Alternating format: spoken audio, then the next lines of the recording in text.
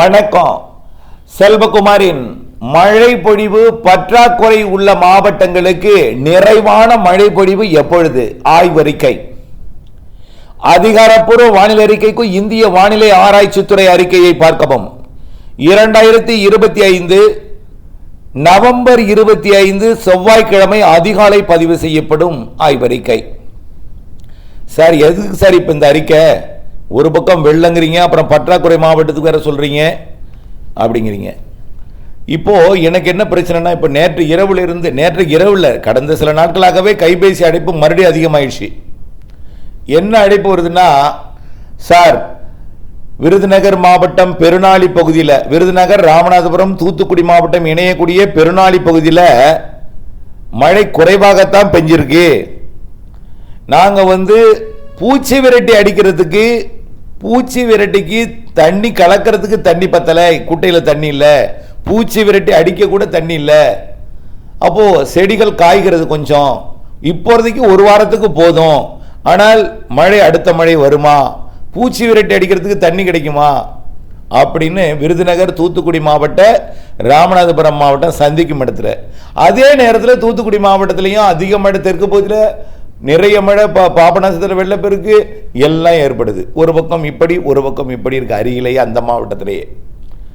இப்படி திண்டுக்கல் மாவட்டத்தில் ஒட்டஞ்சத்திரம் சுற்று வட்டாரத்தில் 2.5 உழவு மழை, 5 உழவு மழையும் பெஞ்சிருக்கு. ஆனால் அதே மாவட்டத்தில் ஒரு பக்கம் இன்னும் ஒதுக்கி இருக்கு, கரூர் மாவட்டத்தில் ஒதுக்கி இருக்கு, ஏன் சேலம் மாவட்டத்தில் எடப்பாடி அருகிலையும் ஒதுக்கி இருக்கு. ஈரோடு மாவட்டம் தெற்கு பகுதி மொடக்குறிச்சி பார்த்தீங்கன்னா 8 சென்டிமீட்டர் வரைக்கும் பெஞ்சிருக்குது. ஆனால் வடக்கு, ஈரோடு வடக்கு ஒதுக்கி இருக்கிறது, கோயம்புத்தூர் மாநகரம் ஒதுக்கி இருக்கு. இன்னும் அன்னூரில் இன்னும் கொஞ்சம் மழை பெஞ்சா போதும், எங்களுக்கு சமாளிச்சிருவோம், இன்னும் கொஞ்சம் மழை எப்போ கிடைக்கும். இப்படி புதுக்கோட்டை மாவட்ட உள்பகுதி, திண்டுக்கல் மாவட்ட பல்வேறு பகுதி, திருப்பூர் மாவட்டத்தின் பல்வேறு பகுதிகள், அதே போல ஆண்டிப்பட்டியிலிருந்து கேள்வி வந்திருக்கு. என்ன சொல்லியிருக்காங்க? ஆண்டிப்பட்டியை சென்னை போல் எங்களுக்கும் அறிவிங்கள், சென்னை போல எங்களுக்கும் வானிலை அறிக்கை சொல்லுங்க அப்படிங்கிறாங்க. நான் சென்னைக்கு எப்போதும் வானிலை அறிக்கை சிறப்பறிக்கையெல்லாம் கொடுத்தது கிடையாது. ஊடகங்களுக்கு பேட்டி அளிக்கும் போது அவங்க சென்னையை மையமாக வச்சே கேள்வி கேட்பாங்க. கேள்விக்கு பதில் சொல்லும்பொழுது சென்னைங்கிற வார்த்தையை பதில் வரதான் செய்யணுட்ட. கேள்வி சென்னையை மையமாக வச்சு கேட்கும்பொழுது பதில் சென்னையை மையமாக வச்சு தான் வரும். ஆகவே அது ஊடகங்கள் எப்பொழுதுமே சென்னையை தான் பெரிதுபடுத்துவார்கள், சிறிதையும் பெரிதாக்குவாங்க. எப்போதுமே கொஞ்சம் மழை பெஞ்சாலும் நிறையன்னு சொல்லுவாங்க. எனக்கு தான் தெரியும் விவசாயிகளோட பிரச்சனை, எங்கெங்க பிரச்சனை இருக்குது எல்லாமே எனக்கு தெரியும். உங்களுடைய பிரச்சனை என்கிட்ட கொண்டும் வர வேண்டாம், எனக்கு எல்லாம் தெரியும். ஆகவே ஆண்டிப்பட்டியில் மழை சரியாக இல்லை, மழை பெய்யுமா என்கிற ஒரு அறிக்கை கேட்டிருக்கீங்க. நிறைய இடத்துல இருக்கு, நிறைய பட்டியல்னா பெருசா இருக்கு. அப்புறம் இன்றைக்கு காலையிலிருந்து வந்த போன கைபேசி பாருங்க, சார் புயல் வரும்னு சொல்றீங்க, மழை வரும்னு சொல்றீங்க, வெள்ளம் வரும்னு சொல்றீங்க, பனி மூடு பனியா கொட்டுது சார், எப்படி சார் வரும்? அடுத்த கேள்வி. இன்றைக்கு காலையிலிருந்து 4-5 அழைப்பு வந்துருச்சு. பொழுது விடியும் பொழுதே 4 மணி, 4:30, 5 மணிக்கு ஆன்லைனில் பார்த்து கால். இப்படி அழைப்புகள்லாம் இருக்கு. நள்ளிரவிலையும் அழைப்பு வருகிறது. இப்படி ஆன்லைனில் இருக்கும் போதெல்லாம் அழைப்பு வருது. இதனால நான் என்ன சொல்றேன், ஒரே ஒரு வார்த்தை, ஒவ்வொரு நிகழ்வும் ஒரு வழித்தடத்தில் போகும். எல்லா நிகழ்வும் எல்லா ஊருக்கும் மழைப்பிடிவை கொடுத்துறாது. எல்லா ஊருக்கும் ஒரே நேரத்தில் ஒரு மழைப்பிடிவை கொடுக்கணும்னா அது என்னவா இருக்கும் தெரியுமா? இப்போ ஜமைக்கால ஒரு புயல் வந்துச்சு, உங்களுக்கு தெரியும். ஜமைக்காவோட நீளம் 500 கிலோமீட்டர் தான். சரி மன்னிக்கவும், 250 கிலோமீட்டர். ஜமைக்காவோட நீளம் 250 கிலோமீட்டர். அந்த புயலோட விட்ட 500 கிலோமீட்டர். ஜமைக்கால உள்ளவங்க எங்கேயுமே தப்ப முடியல, அத்தனை பேரையும் அந்த புயல்ல சிக்கிக்கிட்டாங்க. அதை ஒரு பாதுகாப்பான இடம் செல்றதுக்கு இடமே இல்லாம போச்சு. எவ்வளவு கிலோமீட்டர் வேகம்? 300 கிலோமீட்டர் வேகம் புயல். அது இப்படி வந்தாதான் தமிழ்நாட்டுக்கு ஒரு 500 கிலோமீட்டர் விட்டத்தில் வந்தாதான் எல்லாருக்கும் மழை பெய்யும். 500 கிலோமீட்டர் விட்டம் கூட பத்தாது. ஏனென்றால் இங்க ஒரு 350, அங்க ஒரு 450 கிட்ட, ஒரு 1000 கிலோமீட்டர் கிட்ட வந்தா தான், 750 கிலோமீட்டருக்கு மேல விட்டம் இருந்தா தான் எல்லாருக்கும் மழை பெய்யும். அப்படிப்பட்ட நிகழ்வும் எதிர்காலங்களில் இந்த பூமி வெப்பமயமாதல் காரணமா நமக்கும் ஏற்படதான் போகிறது என்பதை புரிஞ்சுக்குங்க. ஆகவே மழை பொழிவு உண்டு. நாம ஒரு விவசாயிக்கு ஒரு இடத்துல மழை பெஞ்சிட்டா அந்த விவசாயி நிம்மதியா இருப்பாரு. ஆனா எனக்கு மட்டும் எந்த ஆண்டும் நிம்மதியே கிடையாது. 35 வருஷமும் நான் படுற அவஸ்தை உங்களுக்கு தெரியாது. என்ன தெரியுமா? ஏதாவது ஒரு பக்கம் ஒரு ஆண்டுல ஒதுக்கிட்டு தான் இருக்கும். கடந்த ஆண்டு பார்த்தீங்கன்னா பாலக்காட்டு கணவாய், அதோட பாதிப்பு இன்னும் தொடருது. இந்த வருஷம் மழை பெய்யுன்னு சொன்னா அதனால நம்ப மாட்டாங்க, அந்த இடத்துல மட்டும் பாதிப்பு. இன்னும் வடகடலோரம்லாம் போன வருஷம் வெள்ளம் ஏற்பட்டு கோடை மழை பெஞ்சு இன்னமும் பாதிப்பில் இருக்காங்க. சில பேர் இருந்த தண்ணியை திறந்து விடுறாங்க ஒரு பொறுப்பற்ற தன்மையில். மீன் பிடிக்கிறதுக்கு தண்ணியை வெளியேற்றி விட்டு மீன் பிடிக்கிறாங்க. இதுக்கெல்லாம் சட்ட திருத்தங்கள் நிறைய கடுமையாக்கப்படணும். அப்புறம் தண்ணீர் ஏரி உயரமாக இருக்கிறதா, தண்ணீர் சலிந்து கொண்டே இருக்கிறதா, அப்போ வயலுக்கு தெளிப்புக்கு ஈரம் அதிகமாக இருக்கக்கூடாதான், அதுக்காக தண்ணியை வெட்டி விட்டுட்டு தெளிக்கிறாங்க. அப்புறமா மழையை கட்டி வச்சுட்டு மழையை எதிர்பார்த்து கொண்டிருக்கிறாங்க வானத்தை பார்த்து. அது ஒரு மாவட்டம் இருக்கு, அது ஒரு மாவட்டத்தின் ஒரு குறிப்பிட்ட பகுதி இருக்கு. என்ன அவரே சொல்றார், இப்படியெல்லாம் இருந்தால் என்ன பண்றது? சரி, வானிலை அறிக்கைக்குள் போவோம். இப்ப இருக்கிற நிகழ்வு தென் மாவட்டங்களுக்கு நிறைய மழைப்பொழிவு கொடுத்துச்சு, டெல்டா மாவட்டங்களுக்கு கொடுத்துச்சு. சென்னைக்கு கொஞ்சம் கூட கொடுக்கல, தூரல் சாரல் தான் கொடுத்துச்சு. சென்னையிலேருந்து என்ன சொல்றாங்க தெரியுமா? சென்னையிலேருந்து சென்னை வறட்சி. ஒவ்வொரு ஊடகத்திலையும் போய் பேசும்போது கீழே மழையே காணும், சென்னையில் நீங்கள் வாயை மூடிட்டு போயிட்டா கூட மழை பெய்யும். இப்படி சென்னையிலிருந்து அங்கிருந்து கமெண்ட்ஸ். அடுத்தது ஒவ்வொரு மாவட்டத்திலிருந்தும் ஒவ்வொரு பிரச்சனை. கர்நாடக எல்லையோரத்தில் மழை இல்லை, ஆனால் தூரல் சாரல் இருந்துச்சு. சென்னைக்கு தினம் ஒரு 2 சென்டிமீட்டராவது மழை பெஞ்சிக்கிட்டு இருக்குது. பெருசா ஏரியும் நிரம்பி இருக்கு, எந்த தட்டுப்பாடு இல்லை. ஒரு காலத்தில் சென்னைக்கு செயற்கை மழை பெய்ய வச்சாங்க, மழையே இல்லைன்னு சொல்லி. அதே போல பொள்ளாச்சியில் தென்னை எல்லாம் தலைகீடு தொங்கியது, தென்னை தோட்டங்கள்லாம் விற்க முற்பட்டார்கள். நான் தான் சொன்ன விற்காதீங்க, கண்டிப்பா மழை நிறைய பெய்யும், வெள்ளம் வரப்போகுது, கேரளா வெள்ளம் வரப்போகுதுன்னு சொன்னப்பதான் வெள்ளம் வந்துச்சு. அப்புறம் அணை நிரம்புமா, அமராவதி நிரம்புமா, அமராவதி நிரம்புமான்னு கேட்டாங்க. நிரம்பும்னு. அப்போ அமராவதி நிரம்பினால் போதும் நினைச்சிட்டு இருந்தாங்க. இப்போ அமராவதி நிரம்பிடுச்சு. இப்போ மடத்துக்குளத்தில் மழை காணும், மடத்துக்குளத்தில் மழை காணும். அடுத்த கேள்வி கண்டிப்பாக எல்லோருக்கும் பொழியும், எல்லோருக்கும் பொழியும். இப்போ இந்த நிகழ்வு இலங்கைக்கு அருகே உருவாகி இலங்கையின் கிழக்கு பகுதி வழியாக டெல்டா மாவட்டங்களுக்கு மிக நெருக்கமாக கடலூர் மாவட்டத்துக்கு போய் நெருக்கமா மாமல்லபுரத்துக்கு அருகிலே செயலிழந்து கரை கடந்து டெல்டா மாவட்டங்கள் முதல் திருவள்ளூர் மாவட்டம் வரைக்கும் உள்ளே கள்ளக்குறிச்சி மற்றும் திருவண்ணாமலை, திருப்பத்தூர், வேலூர், அப்படியே திருச்சி, இந்த பக்கம் புதுக்கோட்டை மேற்கு பகுதி வரைக்கும், ராமநாதபுரம், சிவகங்கை வரைக்கும் நல்ல மழை பொழிவு இது கொடுத்துரும். விவசாயத்துக்கு ஏற்ற மழை கண்டிப்பா இந்த மேற்கு தொடர்ச்சி கல்வராயன் மலை வரைக்கும், திருச்சி வரைக்கும் கொடுத்துரும், புதுக்கோட்டை உள்பகுதி வரை கொடுத்துரும்.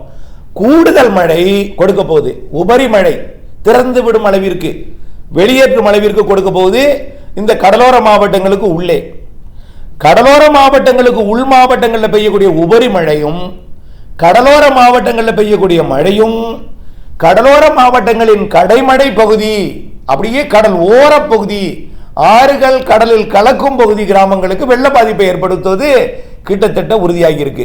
சரி, இப்ப இதுக்காக நான் முன்னெச்சரிக்கை சொல்லிக் கொண்டிருக்கும் பொழுது எங்களுக்கு மழை பெய்யுமான்னு கேட்குறீங்க. பல அறிக்கை போட்டாச்சு, கண்டிப்பா மழை பெய்யும், சத்தியமும் பண்ணியாச்சு. அடுத்தடுத்த நிகழ்வு உங்க ஊர் வழியாகவும் சொல்லியாச்சு, உங்க ஊர் வழியாகவும் வரும்னு சொல்லியாச்சு. இந்த நிகழ்வு இருக்கும் பொழுதே இன்னொன்னு சொல்லியாச்சு. இப்போ தாய்லாந்துக்கு மழை பொழிவை கொடுத்து கொண்டிருக்கக்கூடிய மலேசியாவிற்கும் அந்த சுமத்ராவுக்கும் இடைப்பட்ட மலாக்கா வளைகுடாவில் இருக்கக்கூடிய அந்த நிகழ்வு அது அப்படியே மலேசியாக்குள்ள கடந்து மீண்டும் தாய்லாந்து வளைகுடாவில் போய் தாய்லாந்து வளைகுடாவில் இருக்கக்கூடிய நிகழ்வையும் அழைத்து கொண்டு வரப்போகுது டிசம்பர் மாத முதல் வாரத்தில்.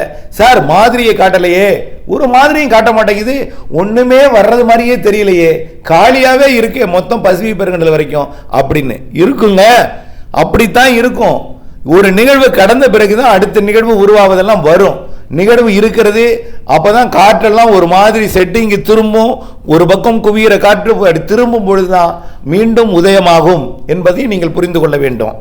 ஆக இந்த நிகழ்வுக்கு பிறகு இந்த நிகழ்வே ராமநாதபுரத்தோட, அதாவது அந்த பெருநாளை கூட இந்த நிகழ்வு மழைப்பிடிவு கொடுக்கலாம். தூத்துக்குடி கொஞ்சம் மழைப்பிடிவு கொடுத்துட்டு அப்புறமா வடக்க வந்துடும். இருந்தாலும் அடுத்த நிகழ்வு டிசம்பர் மாதம் 1ஆம் தேதிக்கு மேல, அதாவது இது கரை கடந்த பிறகு 3ஆம் தேதி உருவாகி 8ஆம் தேதி வரை மழைப்பிடிவை கொடுக்கும். கிழக்கு காற்றாவது தமிழ்நாட்டுக்கு நல்ல மழைப்பிடிவை கொடுக்கும். தாழ்வு நிலை உருவாகும், அது பகுதியாக கூட இங்க வரலாம், வலுவான நிகழ்வாக கூட வரலாம்.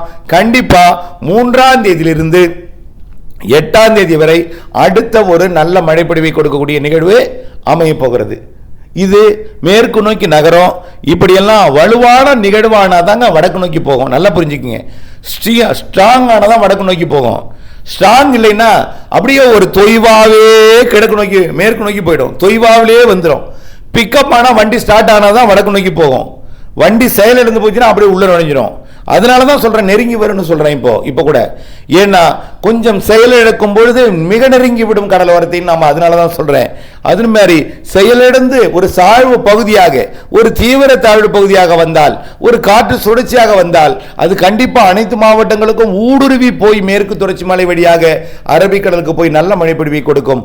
அந்த நிகழ்வு வரப்போகுது டிசம்பர்ல இந்த முதல் வாரம் 8ஆம் தேதிக்குள்ள ஒரு நிகழ்வுக்கு பிறகு கிறிஸ்துமஸுக்குள்ள 3 நிகழ்வு இருக்கு. என்னங்க அதுக்குள்ள இந்த காலத்துல 3? ஆமா, 3 காற்று சுழற்சி, வலுவான சுழற்சி.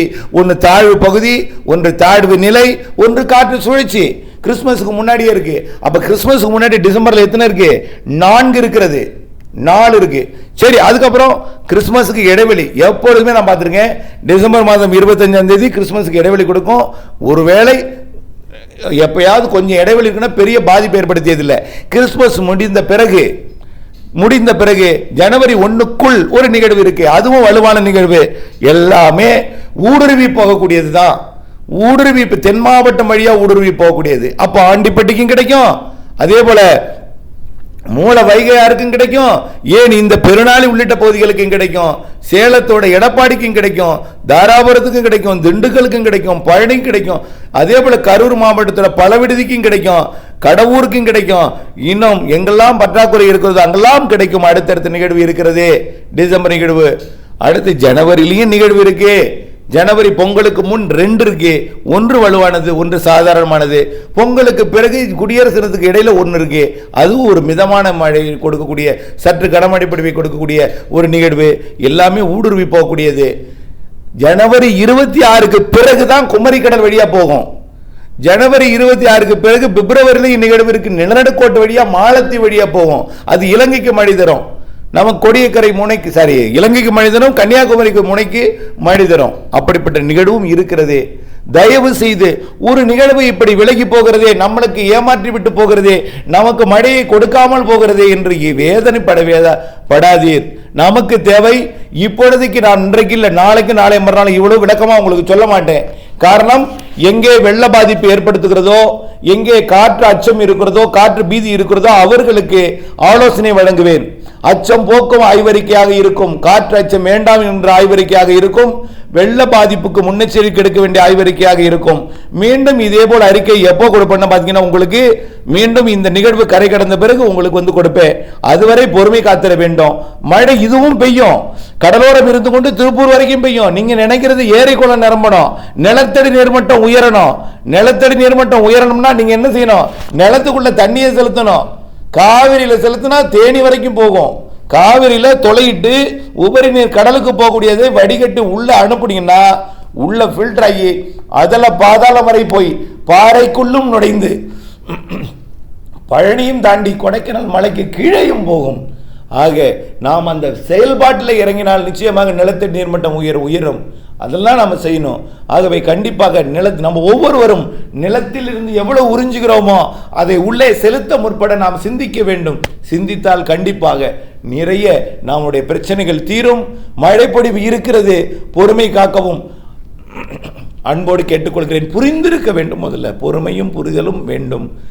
இப்பொழுது இனிமேல் வரக்கூடிய அறிக்கையெல்லாம் இந்த நிகழ்வு கரை கடக்கும் வரை இதோட பாதிப்பு புயல் அச்சம் போக்குதல், காற்று அச்சம் போக்குதலாக இருக்கும் என்பதை தெரியப்படுத்த விரும்புகிறேன். இணைந்த இருங்கள் அப்டேட்ஸுடன். நன்றி.